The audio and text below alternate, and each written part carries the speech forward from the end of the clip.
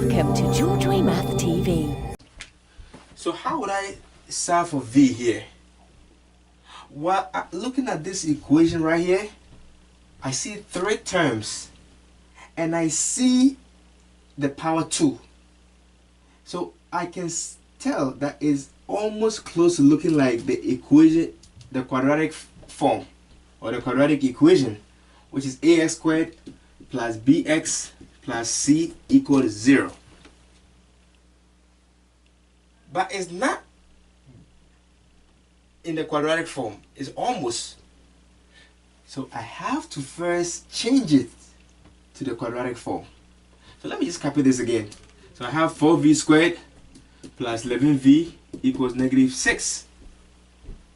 Now, for this to look like the quadratic form, this side has to be 0, right? So now, how do I make this 0? It's a negative 6. So if I add 6, or I do the opposite, that's how I'm going to get 0. But whatever I do on one side, I have to do the same thing on the other side. So I add 6 on this side also. So now on the left side, I have 4v squared plus 11v plus 6. So before I solve for v, I had to make sure that my equation was in the quadratic form. And it was not. So now I've changed it to the quadratic form. So now that I've changed to the quadratic form, I'm just going to go ahead and just factor this part, get my parentheses, and then set each parenthesis equal to that 0. And that's how I'm going to solve for the variable v. So how do I factor quadratic here? Well, anytime my leading coefficient is more than 1, I'm going to have to take the multiply first and last numbers. So I'll do 4 times 6, and 4 times 6 is 24. So I'll put it down. And I'm going to look for two numbers that when I multiply, I should get that 24. And when I add those same two numbers, I should get a middle number, which is 11. So now, when I'm doing this, I always start with the multiplication. So I do 24 divided by 1, that is 24. And that means 24 times 1 is 24. But what is 24 plus 1? That is not 11. I move on to 2. 24 divided by 2 is 12. So that means 12 times 2 is 24. But 12 plus 2, that is not 11. So I'll move on to 3. 24 divided by 3 is 8. So that means 8 times 3 is 24. But what is 8 plus 3? Oh, that is 11. So the two numbers that I'm looking for is 8 and 3. So now that I've got my two numbers, I'm going to bring these two down. So the 4v squared will come down, the plus 6 will come down. But when it comes to the middle part, instead of putting 11v, I'm going to replace this middle part with the two numbers that I got. But it has a v, so these two numbers have to also have a v. So the middle part I'm now putting is a positive 8v, so plus 8v. Positive 3v, so plus 3v. And now I have 4 terms. And whenever I get to this point with having 4 terms, I will put parentheses around the first 2 terms, and then I'll put parentheses around the last 2 terms. Let me just write this well. 3v, okay, plus 6, okay. And then, by the way, it's equal to 0. And I'm going to have to factor each parenthesis. So like for the first parenthesis, what is the biggest number that I can divide into 4 and 8? That is 4.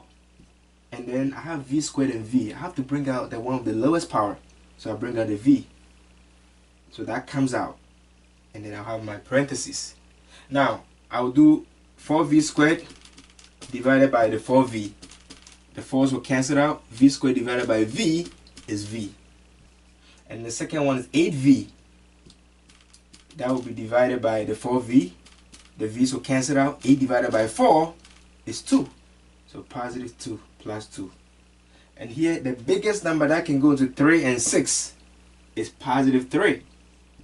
And now I'm doing 3v divided by that 3.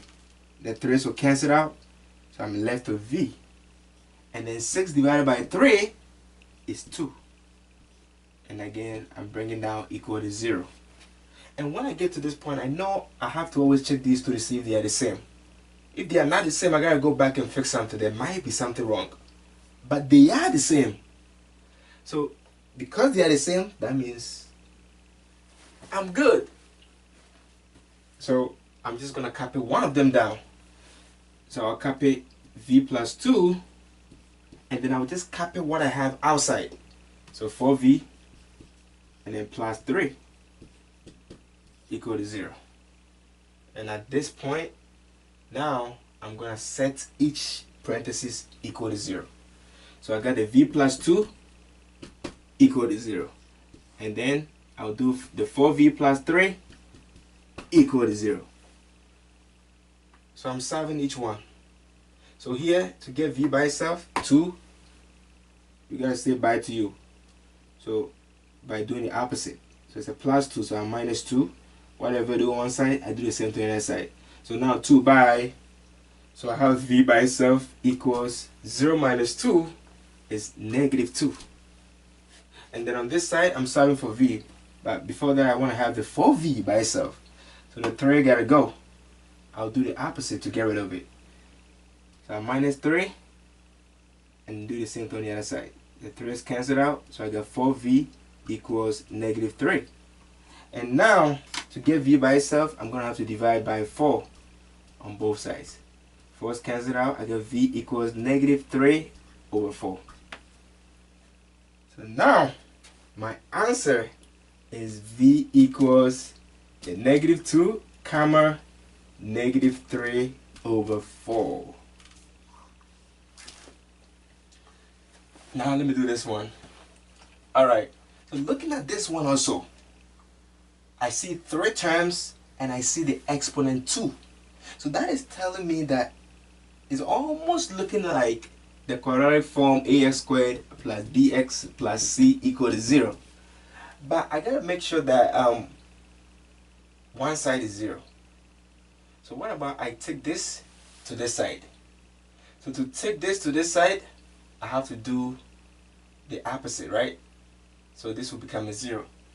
So let me just copy this whole thing again. 11m equals 4m squared minus 3. So again, I'm moving this to this side. So I'll have 0 here. I'll minus 11m. Whatever I do on one side, I gotta do the same to the other side. So minus 11m. So now 11m minus 11m is 0 equals 4m squared minus 3 minus 11m. So now I have all the 3 terms together equal to 0. But I have to make sure that it is exactly in the quadratic form. But if I compare this to this, right? I have ax squared, but my bx should have come second, but it's last. So I have to rearrange this part, which is easy. I have my 0 equals, the ax squared comes first, so 4m squared, but the bx should have come second. So I'm going to bring the negative 11m, and now minus 3. So I just rearrange it. So now I have my equation in the quadratic form. So now that I have it in the quadratic form, I'm just going to go ahead and just solve.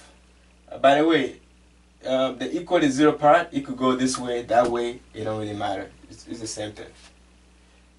But this side though, it had to be in the exact form. So now that we have it in the exact quadratic form, to factor quadratic, we know we always multiply the first and the last. So I'm doing 4 times negative 3. And 4 times negative 3 is negative 12. So now I'm looking for 2 numbers that when I multiply, I should get negative 12. But when I add, I should get a middle number, which in this case is negative 11. And I always start with 1. And I start with the multiplication part. I'm doing negative 12 divided by 1, which is negative 12. So that means 1 times negative 12 is negative 12. But what is 1 plus negative 12? That is negative 11. Oh, that was quick. So that means the 2 numbers that I'm looking for is 1 and negative 12. So now that I found the 2 numbers, all what I'm going to do now is I'll bring the first and then the last numbers.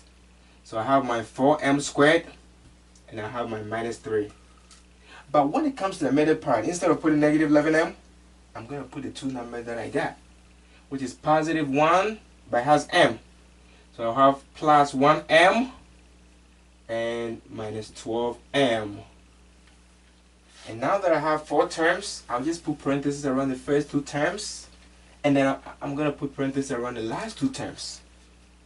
And I'm going to factor each parenthesis. And by the way, it should be equal to 0, so let me just bring the 0 right here. So here, what can I factor out? The biggest number that can go into 4 and 1 is 1. M squared and m, I have to choose the one with the lowest power, so I'll bring out the m. And now 4m squared divided by 1m. 4m squared divided by 1m. 4 divided by 1 is 4. M squared divided by m is m. So this will give me 4m.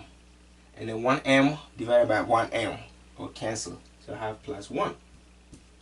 And then on this side, what is the biggest number that can go to negative 12 and negative 3, George? George, what is the biggest number that can go to negative 12 and negative 3? That is negative 3. So now I'm going to do negative 12m divided by negative 3. So now negative 12 divided by negative 3 is a positive 4. So I get 4m. And then negative 3 divided by negative 3, that will cancel. I have positive 1. And now always these two gotta be the same. If they're not the same, that means I did something wrong, but they are the same. So I'm going to just copy one of them. 4m plus 1. And then I will copy what I have outside. So 1m minus 3. And the whole thing, again, is equal to 0. When I get to this point, I know I'm solving for a variable. So that is why I have to set each parenthesis equal to this 0 right here. So the first parenthesis is 4m plus 1. I set that equal to 0. The second one is 1m minus 3. I set that equal to 0. And then I do each one. Here, to solve for m, I will minus 1 on both sides. The 1's cancel out. I got 4m equals negative 1. Divide both sides by 4. 4 cancel out. So I have m equals negative 1 over 4. And then on this side, I'm solving for m. 1m, by the way, we can choose not to bring the m. I mean the 1. I can take out the 1. So I want to get m by itself. So that means the negative 3 gotta go. So I'll do the opposite to get rid of it. So plus 3 on both sides. So m equals positive 3. So my answer is m equals negative 1 over 4, comma, positive 3. And that's it. Now it's your turn. I want you to practice some of these questions on your own, okay? And the more you do it, that's how you're going to get it. So please practice, okay?